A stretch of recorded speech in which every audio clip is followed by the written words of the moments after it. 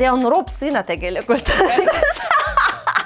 你知道这儿的洗手间在哪里吗? On päris lõbus eksperiment. Kui on veel midagi, siis anna aga teada. Me ei ela enam ammu ajastus, kus võõrast keelt kohates tuleks lapata 1000 leheküljelist sõnaraamatut.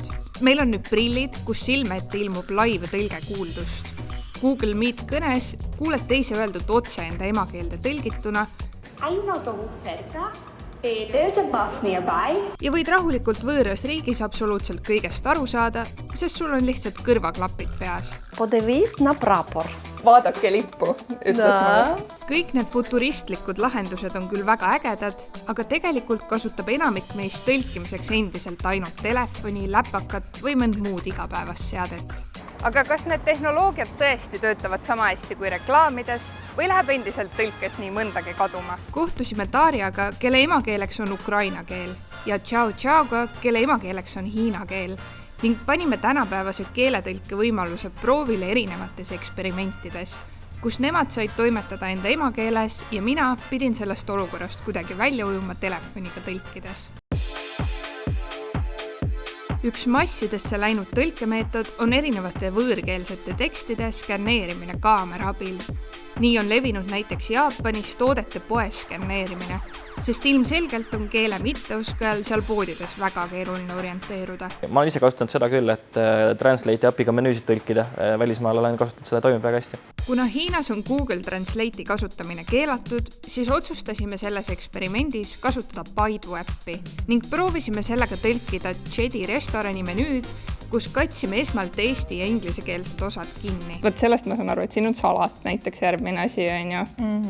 Ja seedermeni seemned vist ja midagi ükest. Kui valdavalt tõlkis äpp hiinakeelsed toidud väga hästi, siis avastasime siiski ka mõningaid puudusi. Ja siin on näiteks ingliskeelses tõlkes on ka kirjas, et on pomelo juures, aga siin näiteks ei ütle seda. Mis ta ütles? Ta ütleb juusu. Okay. Ja väga erinevad asjad ju on ju. Aga ausalt ma olen väga ületanud, et ta saab tõlkida seda salatit. Meie üllatuseks sai aga Google Translate sama toidu tõlkimisega veel paremini hakkama, sest see tuvastas salatist ka pomelo olemasolu. Seetõttu võtsime Google Translate tõlke abiks ka ukrainakeelsete jookide tõlkimisel. Limonata jablaka. Lemoniga ja õunaga. Sidruni ja õuna maitsega. Sidruni ja jabata maitse, ütleb mu. Jabata. Ahah. Kui ma nagu natukene liigutan, siis ta muutub vahepeal. Ta korra näitas mingi sidruni ja kollase maitse. Issand kuvitav, ta näitas korra vaata. Lili ütleb. Mida Lili? Kirjalike tekstide tõlkimisvajadust võib tulla ette ka palju igapäevasemates olukordades ja isegi koduriigis. Näiteks, olgem ausad, tõenäoliselt nii mõnigi meist on scrollinud Pinteresti ja kaalunud mõnd hieroglüüfidega tätoveeringut. Hieroglüüfide tähendust kontrollimata võib aga tore tätoveeringu idee väga ruttu saada hoopis teistsuguse tähenduse. See on probleem, kui inimesed kirjutavad midagi, aga seal võib-olla on kirjutatud või midagi, no ja siis sa käid selle p***ga ringi terve elu. 黄蟹 severe diarrhea 晒拉 sun-dried trash 素食沙爹 vegetarian saute. Okei, see on natukene veider. If you feel bad, I will remember you again. Nagu luuletus natukene. Ja võib-olla ilma kontaktida ma ei saa aru päris nagu väga hästi. Et kui nii-öelda hiinlane vaatab seda tätoveeringut, siis ta pigem mõtleb, et on nagu midagi valesti tehtud. Ja, ma arvan, ja. See on nagu sotsiaalne eksperiment. Ja, just, et kui peaksid ühe tegema, me ükse sõnast valiksid. Sa tõlgid mulle siis, kui ma valin? Ja, just, siis proovime tõlkida. Las see on minu nagu märk praegu universumis. Aga ma arvan, et minu karakteri jaoks kuidagi see võib-olla oleks. On sul mingi taimdust ka, mis see võiks tähendada siin? Et ma olen nagu midagi selline, et mina olen nagu fighter ja winner. Vähemalt see ütleb, et armastus. Armastus, vau, see on küll ootamatu. Aga kui teeksid niimoodi ja pärast avastaksid, et on armastus kirjas? Ma arvan väga hea. Armastus päästab maailma. See on väga hea, armastus. Ja see on traditsiooniline nagu kirjamärk. Koos tõlkivate kõrvaklappide turule tulekuga hakkas TikTokis levima ka trend, kus mindi nende kõrvaklappidega enda küünetehniku juurde ja jagati, kuidas tänu klappidele mõistsid nad seal nüüd kõike, mida neist taga räägiti. I have just been to get a pedicure and I thought I'm going to try these out for you guys on TikTok. Big mistake. I have just left so embarrassed. I can't actually believe somebody would talk about their customers like this. Ma arvan, ta on veits siuke hetkel nišitoode ka, et ta lihtsalt, et lahe funktsioon, mis nüüd tuli, et ta klapid peas ja tõlgib, aga seal on jah, keelte valik väga piiratud, et pigem saab sama asja tehtud ka telefoniga näiteks või siis AirPodsidega, Apple AirPodsidega näiteks. Знайди мені білу чашку.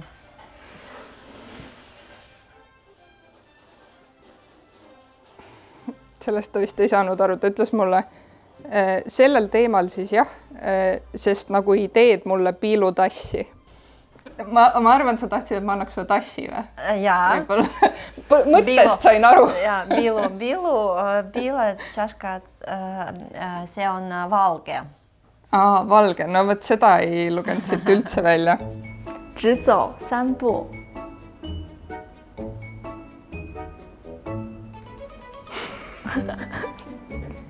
哦呀，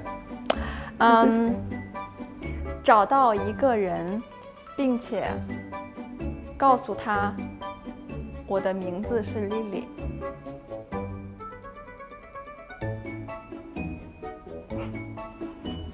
Minu nimi on Lili. Kuule, väga hästi ju. Väga hästi. Ma olen väga üllatunud, et ta isegi nii kaugelt võttis, kui ma nii kaugele kõndisin. Mingis mõttes nagu tore, et kuuled kõrva sisse ära, aga mul endal on tunne, et näiteks sellises tavasuhtlussituatsioonis võib ka nagu päris veider olla, et mingi hetk oled nagu vait lihtsalt, sest kuulad on ju seda tõlget. See võib aega ka võtta, kui ta nagu tõlgib kõrva, et sa nagu ootel niimoodi vaatad lihtsalt veidra näoga, et siis võib tekkida see, et teine pool mõtleb, et miks nad vait oled või see võtab veits aega või siis tõlgib veits valesti. Reaalses olukorras võib olla see, et sina ei pruugi olla ainus osapool, kes võõrast keelest aru ei saa ning vajalik võib olla mõlema osapoole tõlkimine. Kuid just see näib olevat koht, kus kõige paremini saab tihti hakkama hoopis vana hea ChatGPT. Me hakkame tegema sellist eksperimenti, et mul on siin inimene, kellega mina räägin eesti keeles. Ma tahan, et sa tõlgiksid minu eestikeelse jutu talle ukrainakeelseks. Tema vastab mulle ukraina keeles ja ma tahan, et selle ukrainakeelse vastuse sa tõlgid mulle eesti keelde ja niimoodi kogu vestluse. Selge, ma olen valmis tõlkima. Milline on su lemmik ukrainapärane toit? Там батя. Мені дуже подобається вареники з картоплею. Mulle väga meeldivad vareenikud kartuliga. Õige. Kas sa tead, kus asub siin WC? 你知道这儿的洗手间在哪里吗？ Panen korra kinni. Kas ta juba küsis nii halvasti? Ta nagu, mida sa tahad teada, nagu niimoodi. Et ta ei oska eriti hiina keelt rääkida ühesõnaga. Tuleb robotlikult ühe tekstiga, et ta ei kasuta ju, ta ei oska kasutada slängi, ta ei oska kasutada näiteks seda, et kas ta on kurb või vihane, et ta läheb kõik ühe sama nagu monotoomse nagu mingi Türgi sari, kõik läheb ühe sama häälega sisse.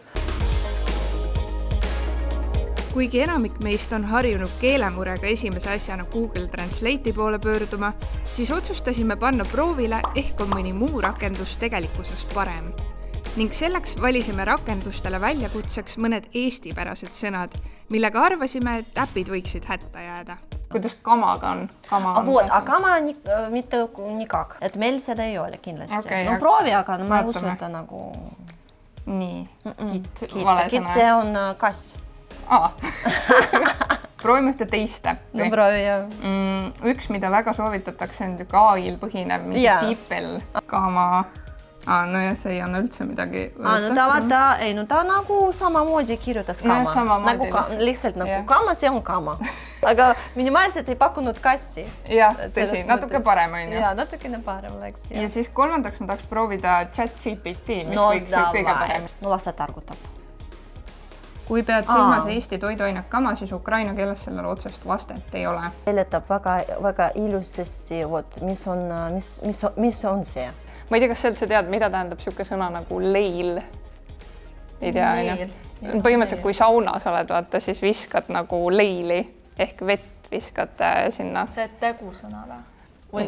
Ta on tegelikult nimisõna, leil, siuke sõna ongi nagu.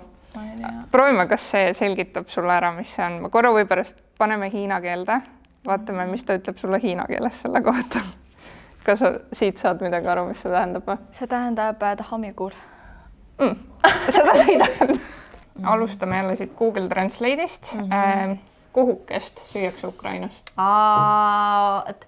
Ja, tegelikult meil on olemas nagu lazurovani sirok. Kohuke. Oi, no see вообще... Vale sõna, jah? See on ropsõna tegelikult. Et oleks päris nagu jama olukord, kui keegi arvaks, et see oleks jama kindlasti. Okei, aga proovime siis seda deepbelli, kas see annab meile sama vastu? Vau, no selline, no...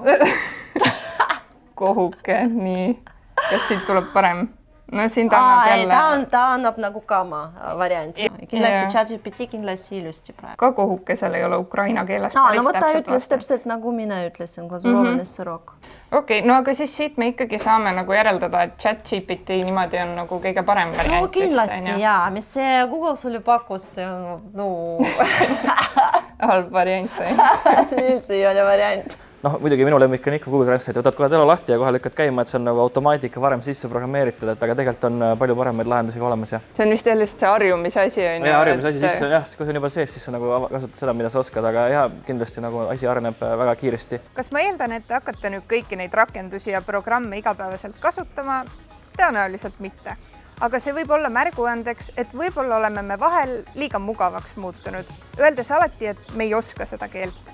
Kuigi tegelikkuses on meil taskus telefon, mis oskab kõiki maailma keeli.